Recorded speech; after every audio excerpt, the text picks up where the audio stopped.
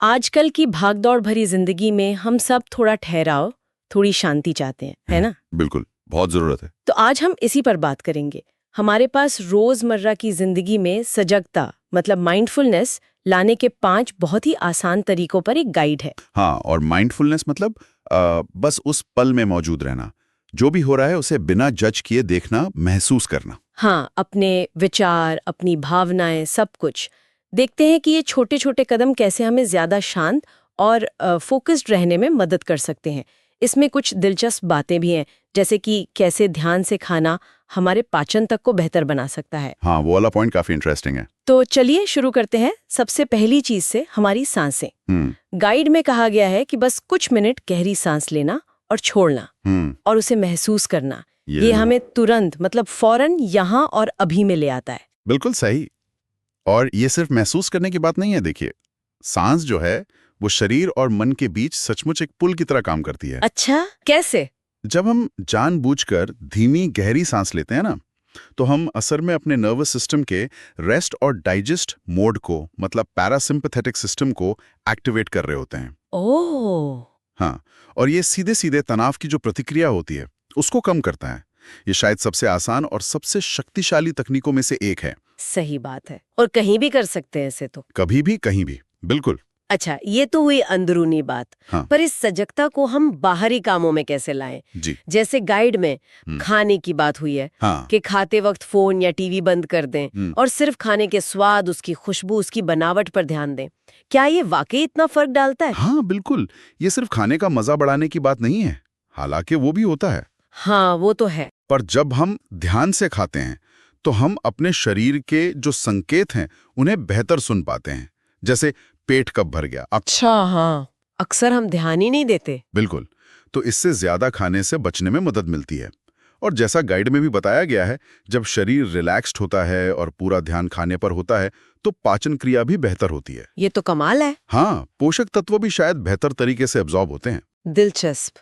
अच्छा, अगला तरीका है एक समय में एक ही काम करना, मल्टीटास्किंग को ना कहना।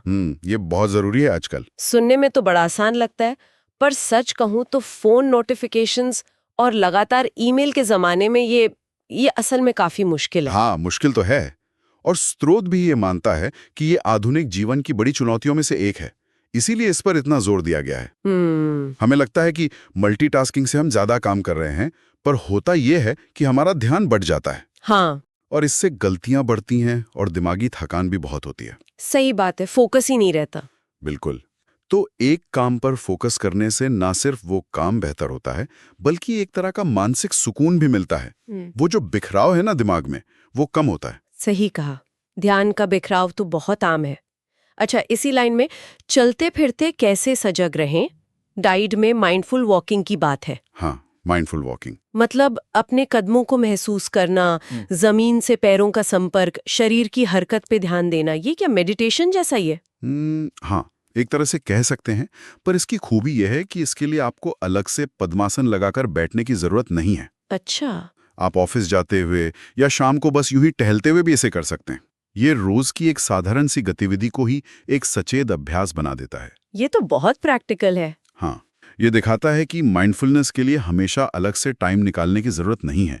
इसे अपनी जिंदगी में ही बुना जा सकता है। ये शरीर और दिमाग को जोड़ने का एक बहुत अच्छा सुलभ तरीका है। और आखिरी तरीका थोड़ा अलग सा है, आभार व्यक्त करना। हाँ, ग्रैटिट्यूड। गाइड कहती है कि रोज रात को सोने से पहले ऐसी 3 चीजों के बारे में सोचें जिनके लिए हम शुक्रगुजार हैं। ये छोटी सी आदत कैसे मदद करती है? ये हमारे नजरिए को बदलने का एक बहुत शक्तिशाली तरीका है। देखिए, हमारा दिमाग ना अक्सर इस बात पर अटक जाता है कि क्या कमी है, क्या ठीक नहीं है। हाँ, नेगेटिविटी की तरफ जल्दी जाता है। बिल्कुल। आभार अभ्यास क्या करता है कि वो जानबूझकर हमारा ध्यान उन चीजों पर लाता है जो हमारे पास हैं, जो अच्छी हैं, चाहे वो कितनी भी छोटी क्यों ना हो। और ये सिर्फ उस पल में अच्छा महसूस नहीं कराता। रिसर्च ये दिखाती है कि लगातार ऐसा करने से हमारी ओवरऑल संतुष्टि बढ़ती है, मानसिक लचीलापन बढ़ता है। अच्छा। हाँ, ये वो जो नेगेटिविटी का एक चक्र बन जाता है ना, उसे तोड़ने में मदद करता है। तो संक्षेप में कहें तो ये 5 चाबियां हैं।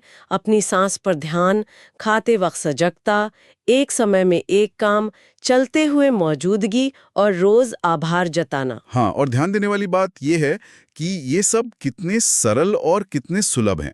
मतलब इन्हें अपनी जिंदगी में शामिल करने के लिए कोई खास तैयारी या बहुत ज्यादा समय नहीं चाहिए। सही है। और गाइड भी यही कहता है कि छोटे लेकिन लगातार किए गए प्रयास धीरे धीरे हमें ज्यादा शांत, ज्यादा संतुष्ट और वर्तमान के प्रति ज्यादा जागरूक बना सकते हैं। तो इसका मतलब ये हुआ कि माइंडफुलनेस कोई बहुत मुश्किल या कोई रहस्यमयी चीज नहीं है। नहीं, बिल्कुल नहीं। बल्कि ये रोजमर्रा की जिंदगी में छोटे छोटे सचेत चुनाव करने का नाम है। बिल्कुल। और ये हमें जिंदगी के उतार चढ़ाव का सामना करने के लिए जरूरी टूल्स दे सकता है। बिल्कुल, एक तरह की मेंटल किट तैयार हो जाती है। अब सोचने वाली बात यह है कि इन 5 सरल तकनीकों में से कौन सी एक आजमाई जा सकती है। मतलब सुनने वालों के लिए एक सवाल कि आज वो क्या एक चीज कर सकते हैं, उस पे ध्यान दें। या शायद रात को सोने से पहले बस 2 मिनट निकालकर सोचें कि आज क्या 3 चीजें अच्छी हुई। हाँ, कोई भी छोटी सी शुरुआत, वो भी एक बहुत बड़ा कदम हो सकता है ना। बिल्कुल, बहुत सही।